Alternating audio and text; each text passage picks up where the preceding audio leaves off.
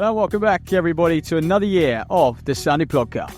I'm Ollie Lam. And I'm Matt Seddon. Back in 2025 for our 5th season. You can expect more of this. He's claiming that he was ill before the semi-final, whatever. But, you know, I just feel like at that point he was just looking for attention. And some of this. And you normally say, no human is limited. So I can't limit myself, or I can't just say I can do. As well as event coverage around all the major races on the UK circuit. And if you're a fan of the pod, please give us a rating and review on your preferred podcast streaming service. And if you want to stay up to date with all the latest news, give us a follow on Instagram at Sunday Podcast. As always, thanks for listening. See you next time. And we hope you enjoyed the episode. Well, welcome everybody to another episode. And this week we have a very, very special guest in Frederik Ruppert. I hope I haven't butchered the pronunciation of your name there. But what was the story of the summer, really? I mean, that matchup against Rabat in the Diamond League earlier in the year and running 801 to see a European do that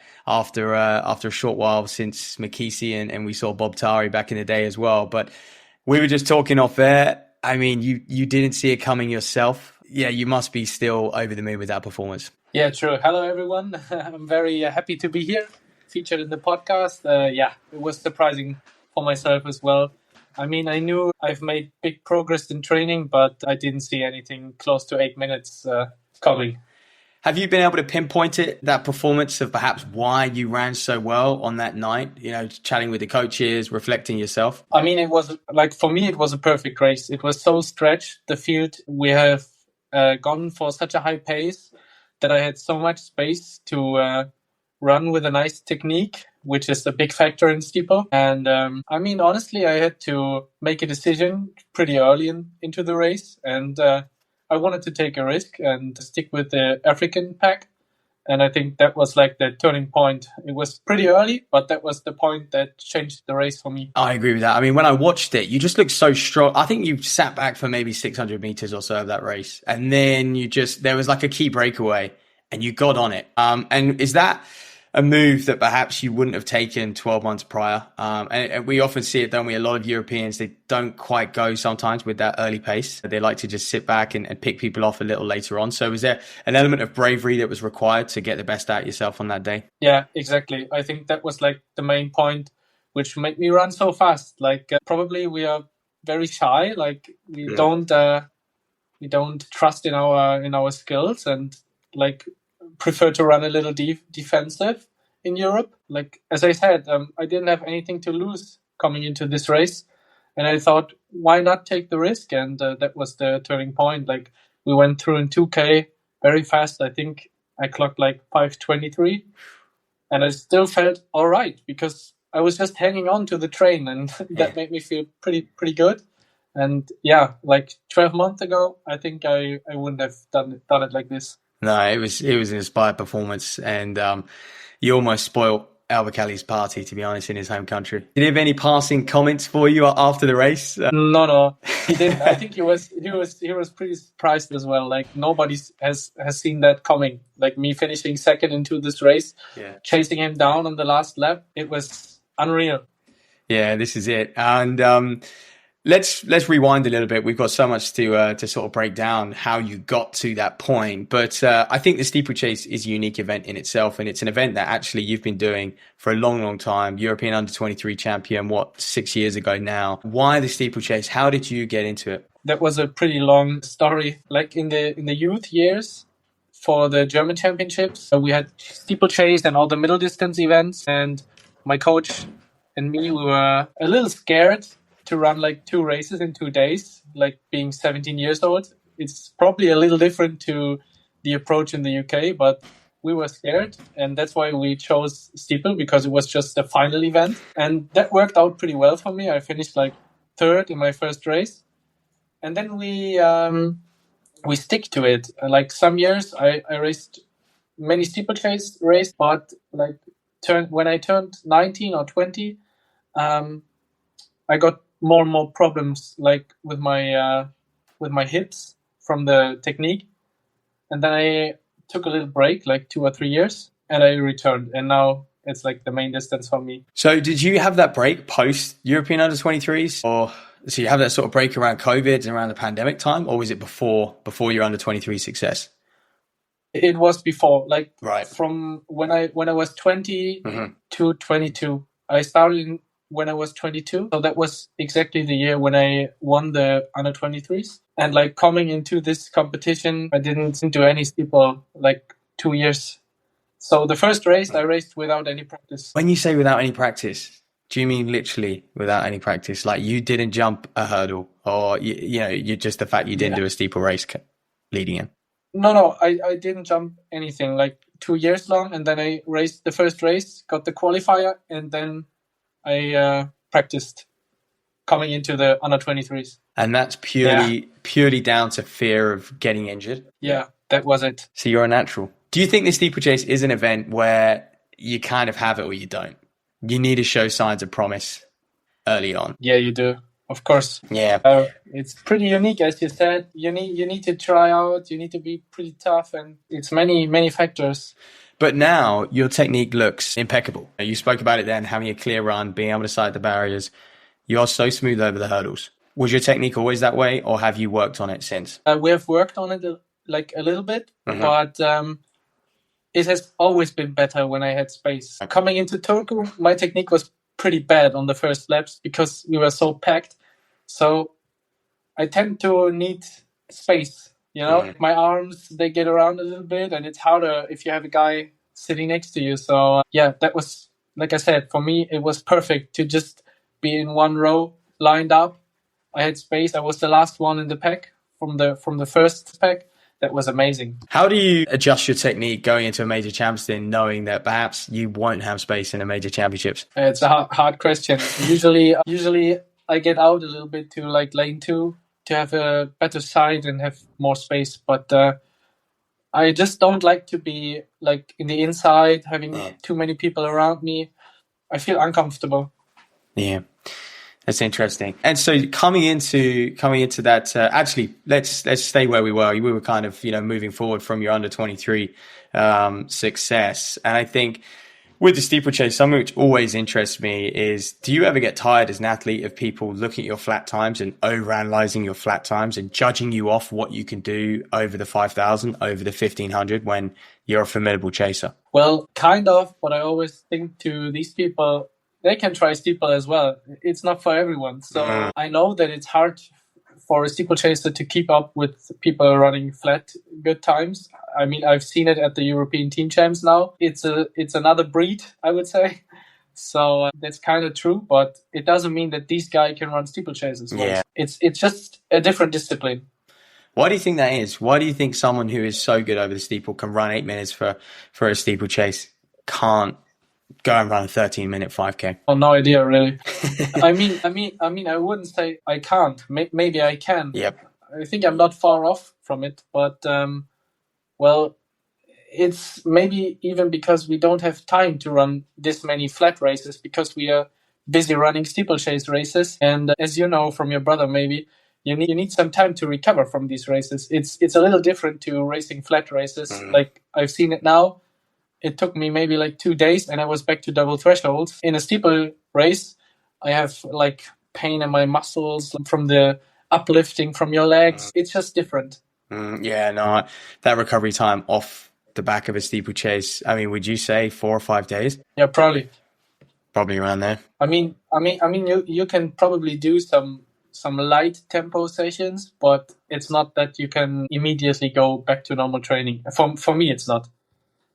Because one of the things people will say about you is they'll go, your conversion between your flat 3000 and your steeple is incredible. Is it, if you got it now, I guess officially, is it like 18 seconds or something between your 3K PB and your steeple?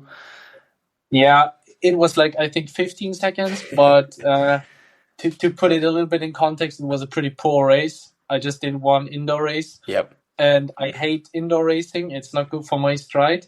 So, it's probably not that, how do you say? It's probably not what I'm capable of. So I think I can go a lot faster.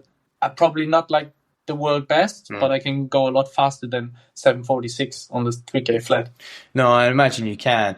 One of the questions I was going to ask is, I guess, is there like a golden rule for the conversion? Like, is there, if you're in X shape for 3000, you're like, okay, that's going to convert to a steeple.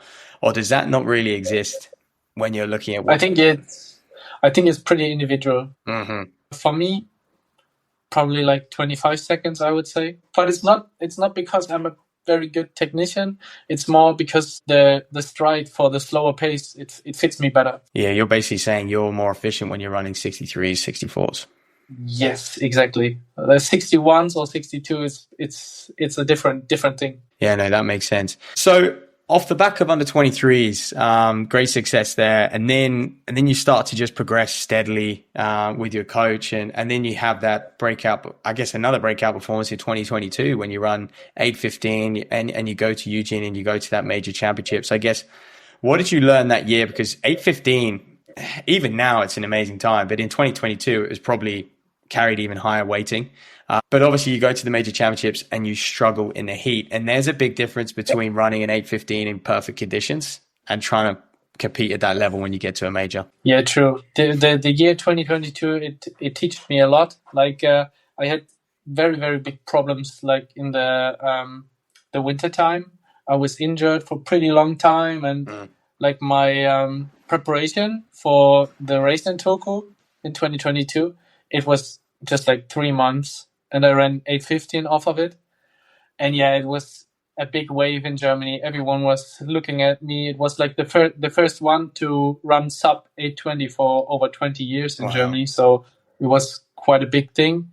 And then I kind of lost the focus, or me and the coach, we were doing many things wrong, in my opinion, like looking back now.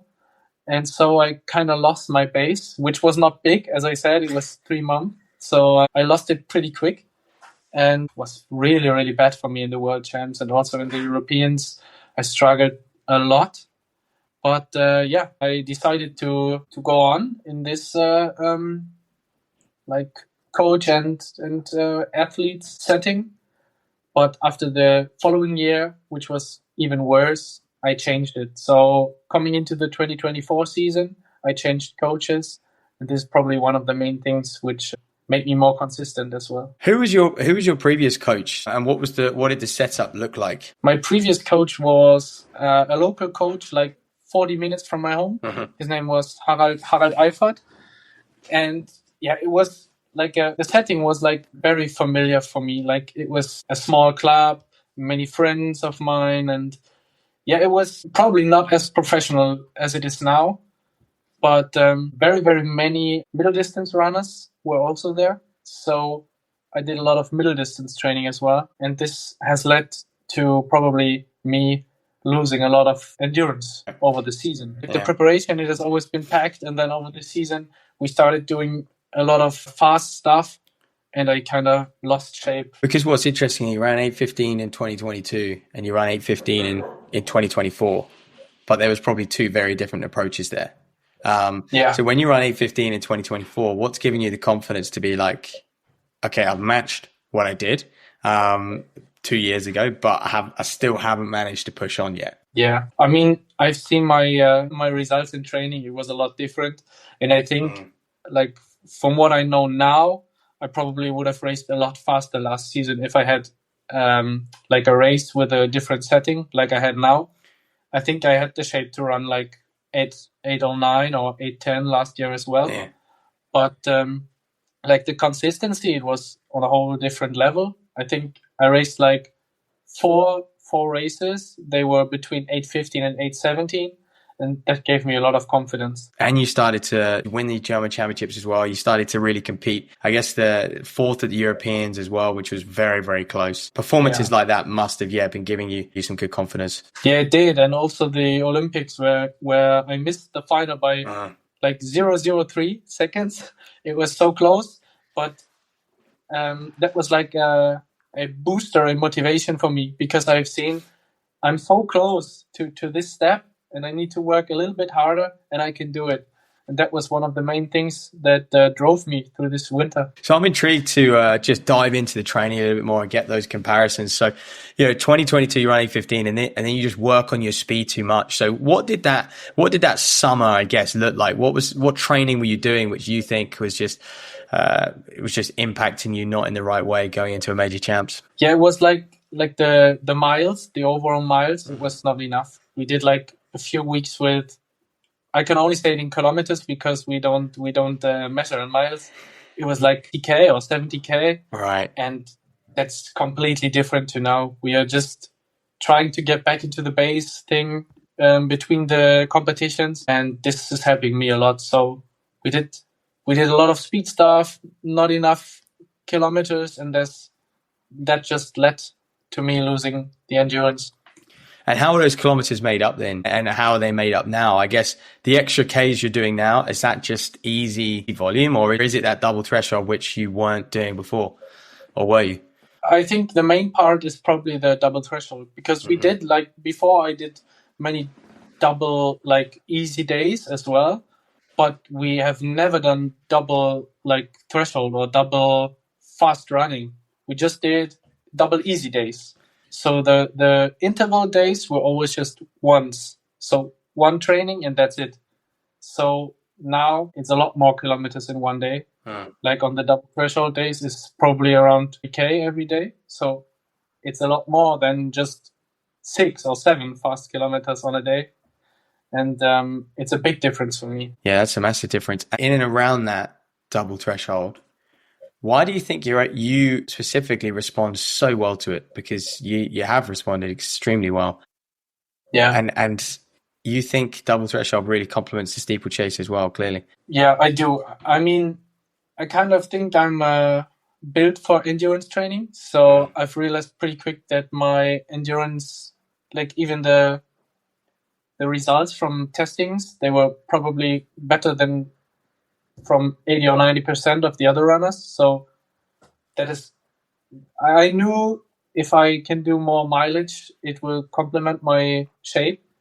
And I think it's good for steeple as well, because if you're used to run a high pace for a long time, you can stay just relaxed for longer in the race. And for the steeple, it's so important to stay relaxed, like even if it's just for half of the race, but then it's like just 1.5K to go, and you can always do 1.5K.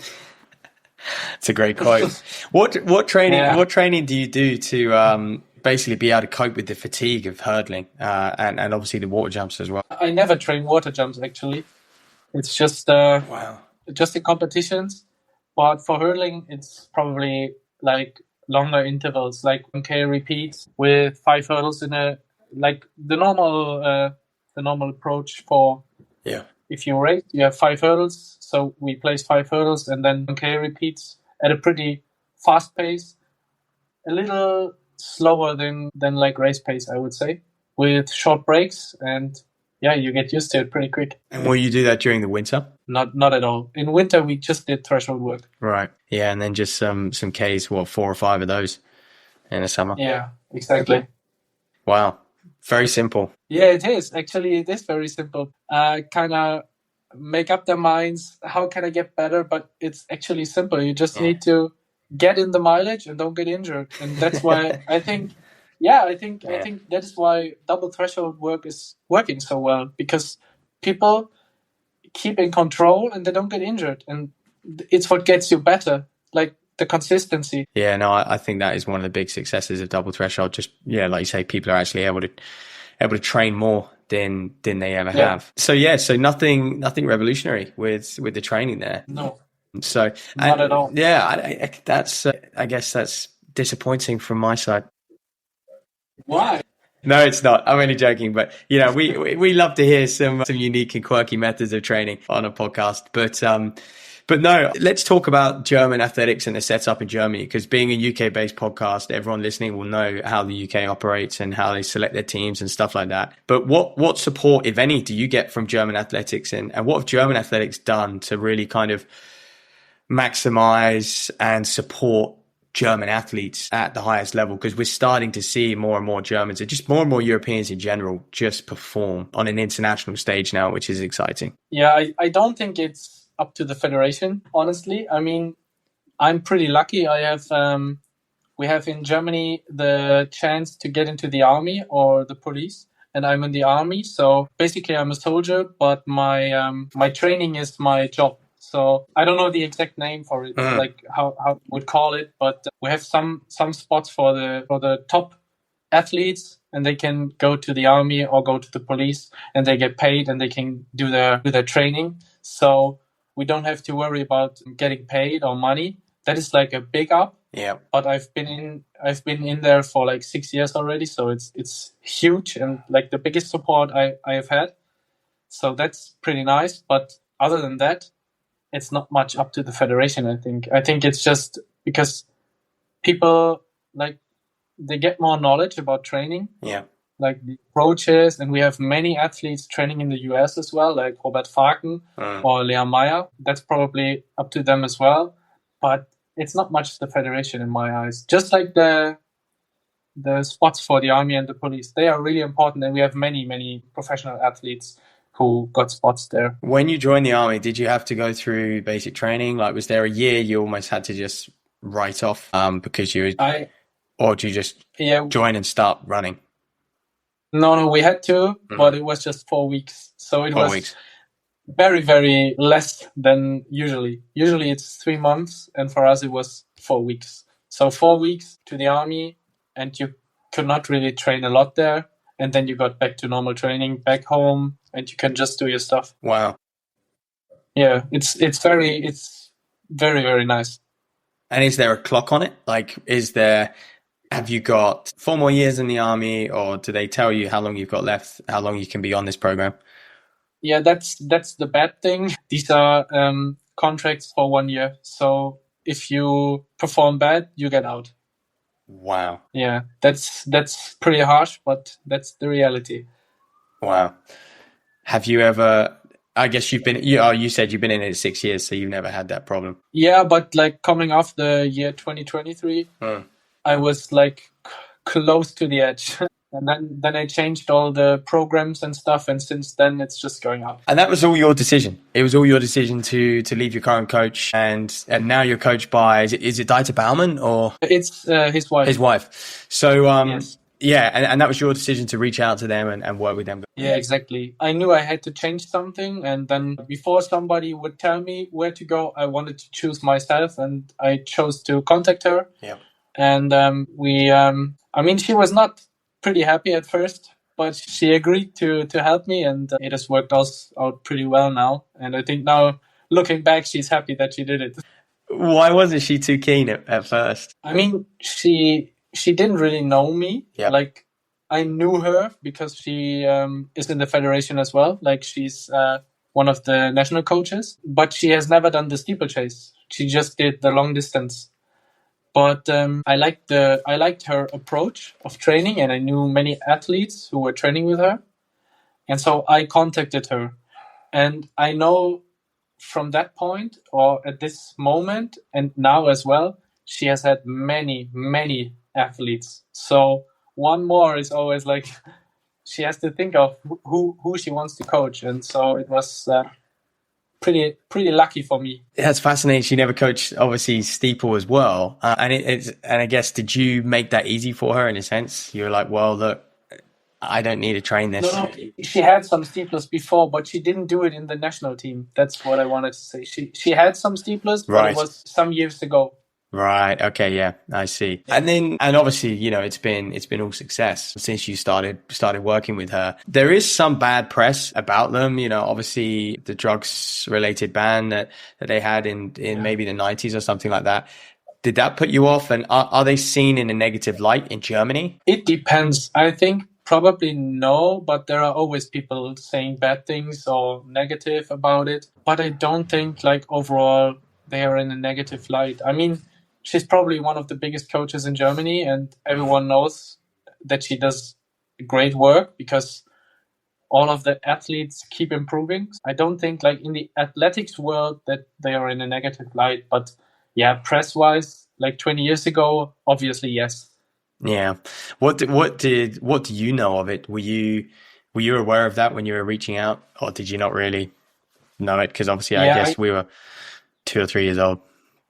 I knew about the headline of it, but I didn't know the exact story. But there is a podcast in Germany about it where they were talking about the whole investigation and like how it turned out. And for me, it was like, from the moment I've heard it, it was clear. I don't think that they have taken it like by knowledge. It must have been either from somebody else or they didn't know it. So, for me, it didn't make any difference. And my next question off the back of all of this is doping a criminal offense in Germany? I read that somewhere, but I'm not sure if that is the case currently. I have no idea, actually. I don't know.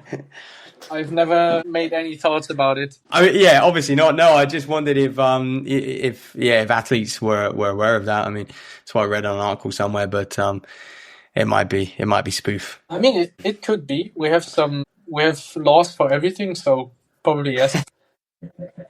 Yeah, fair enough. And then I guess just on the coaching setup, then training partners, location, what does that look like for you? Yeah. Okay, so I'm training at home. Most of the time I'm training alone.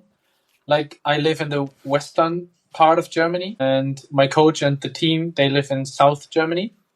It's like 4.5 or 5 hours from me. Wow. And I just drive down sometime, like every 2 or 3 months for 1 week.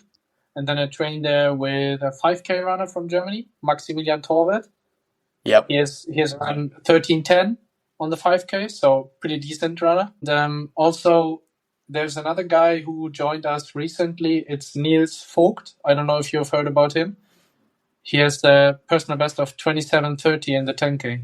And you guys, so that's the team. You guys have got a nice little squad. It's pretty good actually, because for me it's fitting perfectly, because I can do the faster stuff with Max and the longer stuff with Niels. It's really good. Yeah, and will your winter will your training look pretty similar then? I think so, yeah. I think it's pretty similar, except from the point that Max is not a fan of double threshold. He likes to just do one session a day.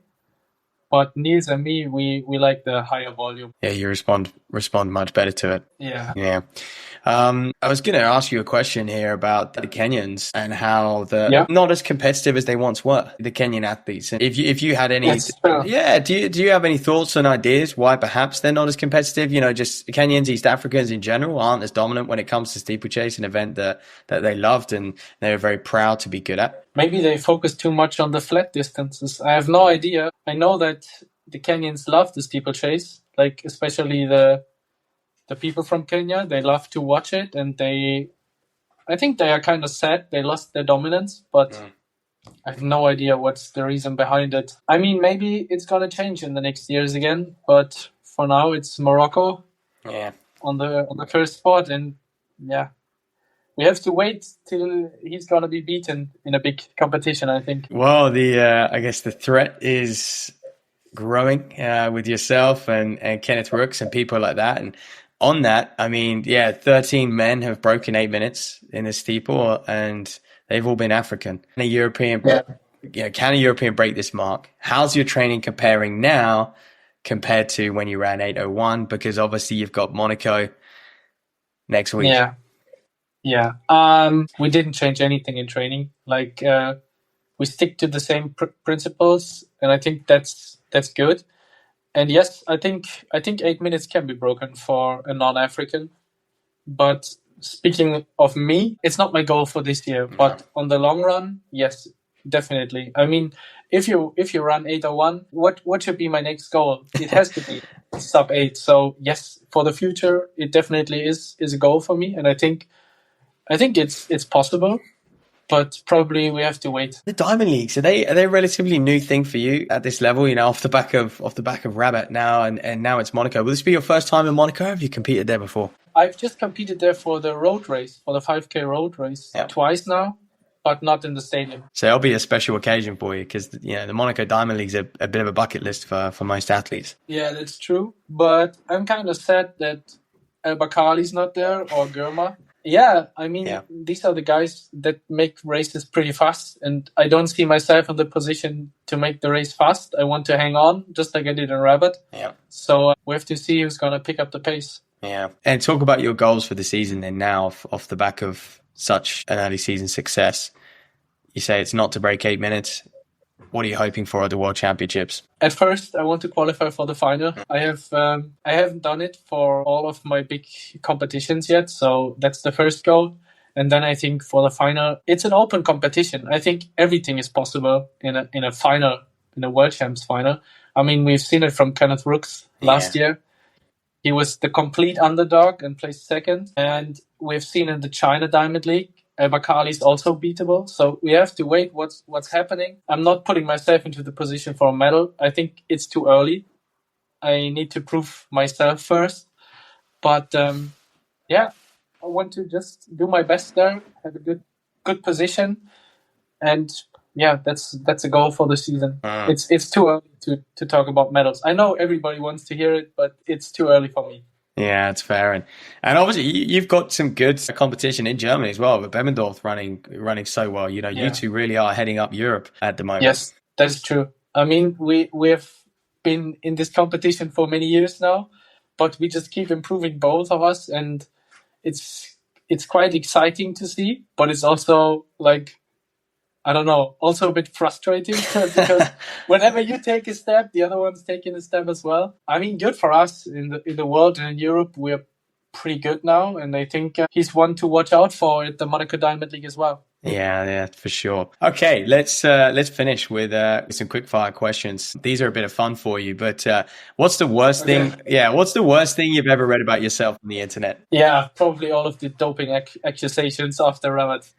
How in tune? Yeah, I guess how in tune with that were you? You know, did you load up Twitter and see all these accusations straight away? Were you getting atted and stuff? I didn't even react. I just read it and recognized it, and then it was like, okay, out of my head again. Yeah. Because I know, I mean, if people talk bad about you, you have obviously had success. So it's also a thing that motivates me. And I mean, I know I've worked hard for it, and I know I didn't do anything forbidden. So yeah, no worries about that. Yeah, I can imagine that's a tough thing to... Yeah, it was. But as I said, it's okay now. I have to stick with it, and people will always say negative things. Yeah, absolutely. And do you have a favorite athlete on the circuit? I wonder if anyone inspired you when you were growing up. Yeah, probably Hisham El Gourouch. Really, he's your goat. He's the man you look up to. Yeah, I think he's the goat. I mean, running 3:26, and with all the good competitive 1500 meter runners now, they still didn't touch his world record. Pretty amazing. Do you think they will? I think in the future, yes, but not this year. All right. Yeah. Fair comment. And then if you could change one thing about running, what would it be? Wow. That you have to do so much volume to get better. Yeah, that's especially given what you've gone through the last couple of years, that's fair. I mean, how much, just before we end then, how much volume are you currently at? Like even now through the summer, has that changed? Are you at less volume now than you were in the winter, or if you just tried to keep it stable all year? Oh no, it's a little bit less. Right. But like I raced on Sunday this week, and my flight back was on Monday, so obviously Monday was not perfect for training. And I think this week it will be around 140 or 145K. But in the preparation, I've done like many weeks around 160. Like my coach is always saying like 100 miles is the goal. That's the goal. And how much? 160. Yeah, 160. And do you put quite a lot of importance on that then? You need to hit 160 for the week.